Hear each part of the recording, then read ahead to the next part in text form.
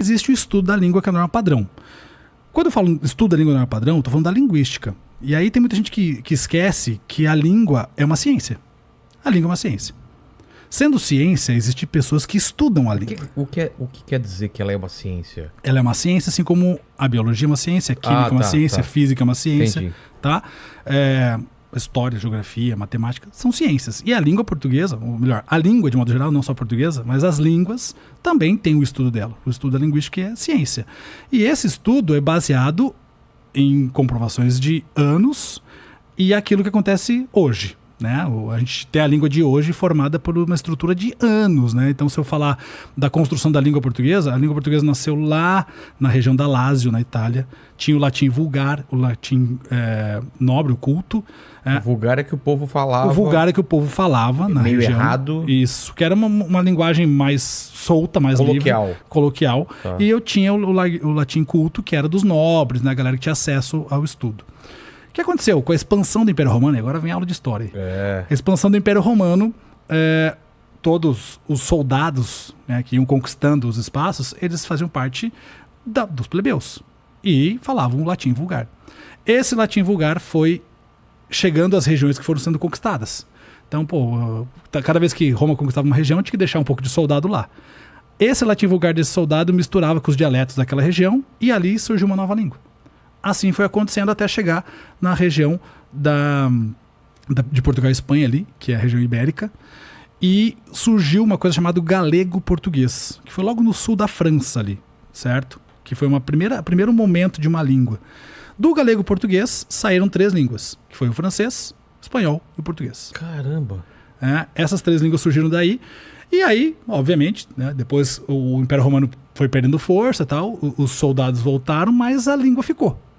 E essa língua lá de Portugal, né, de sei lá de quantos 1000 anos atrás, que veio depois de muito tempo para cá, e chegando no Brasil, lá com toda aquela história, a gente já sabe, né, de Pedro Álvares Cabral, juntou com o Guarani, do índio que estava aqui, depois, né, não vou chamar de excursões, mas um momento de escravidão que trouxe os escravos da África para cá, escravizou os africanos e trouxe para cá, misturou também com os dialetos africanos. Toda essa mistura fez a língua portuguesa acontecer. Beleza. Aí muita gente fala assim, mas a língua portuguesa foi se transformando ao longo do tempo, verdade? Uma transformação natural e orgânica, certo? Normal, porque a língua portuguesa, qualquer língua é uma língua viva, né? E aí por isso que ela se transforma de acordo com o falante. E quando chega nos tempos de hoje, as pessoas falam assim, então é por isso que agora vai mudar para isso. Não, calma. Uma coisa é a transformação orgânica da língua, natural. Outra coisa é uma transformação artificial. Imposta. Isso, uma mudança imposta. Então, vamos lá.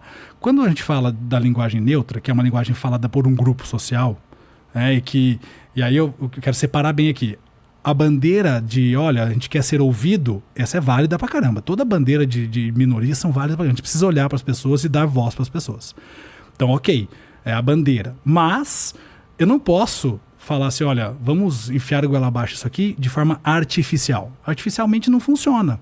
Então, a língua, ela vai se transformar de forma orgânica. Até onde ela chegou aqui, de forma orgânica. Essa linguagem aqui, ela é uma linguagem artificial.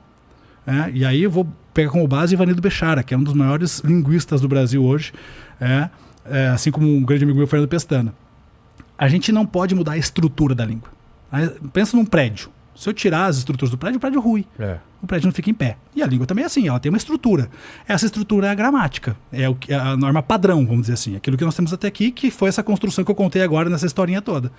E isso não tem como tirar os pilares agora e colocar um outro tijolo aqui que apareceu agora. Não tem como, isso não dá para acontecer. Então, assim, eu preciso entender o estudo da língua, eu preciso entender de língua portuguesa para poder falar sobre língua portuguesa. E eu, como estudioso da língua, eu posso falar de língua portuguesa. Mas se eu não conheço a língua, eu não posso falar. Então tem que tomar muito cuidado com isso, sabe? Eu acho que linguagem artificial não cabe aqui. Mas daqui 100 anos isso vai acontecer? Se for de forma natural, sim. Mas se for de forma artificial, não. Então hoje, eu vou fazer a prova de vestibular do Enem. Beleza, fazer a prova de vestibular do Enem. Vou escrever lá com a linguagem neutra, porque eu quero escrever assim devido ao meu grupo social e tudo mais. Cara, desculpa, mas prova de vestibular é norma padrão. Mas eu vou entrar na justiça. Desculpa, é norma padrão. Por que não é padrão? Porque todo mundo do Brasil inteiro precisa ser padronizado para que todo mundo entenda, para que funcione como uma identidade de um povo. Então, não é querendo enfiar a goela abaixo, assim, né? Não, calma. Porque, por exemplo, vou entrar no outro ponto aqui. Geografia, né? Quando surgiu o terraplanismo? Terraplanismo, na geografia a gente sabe que não é verdade. É falta de estudo, falta de conhecimento. Antivacina, na biologia, também é falta de estudo, falta de conhecimento. Me parece muito isso, sabe? E aí é a questão também que se politizou tudo. E quando se politiza a ciência, dá ruim. Não dá para politizar a ciência. E a língua portuguesa é uma ciência. Então não dá pra gente politizar também. Então, assim, as bandeiras são importantes, a gente precisa escutar todo mundo, dar voz para todo mundo. Eu valorizo todo mundo, né? Acho que é importante isso. Mas, dentro da língua portuguesa, não cabe essa realidade da linguagem neutra hoje. Porque a norma padrão é a que vale. E se a língua mudar, ela vai mudar de acordo com a norma padrão, num processo natural. Mas peraí, mas a língua portuguesa é machista. Tal. Não é. Não é. Por quê? Como eu contei a historinha lá de trás, né? Sim. Nasceu lá no latim. O latim tinha o gênero neutro, masculino e feminino. Com essa história toda que eu contei da construção da língua, o gênero neutro em língua portuguesa foi absorvido pelo masculino, ou seja, virou uma coisa só.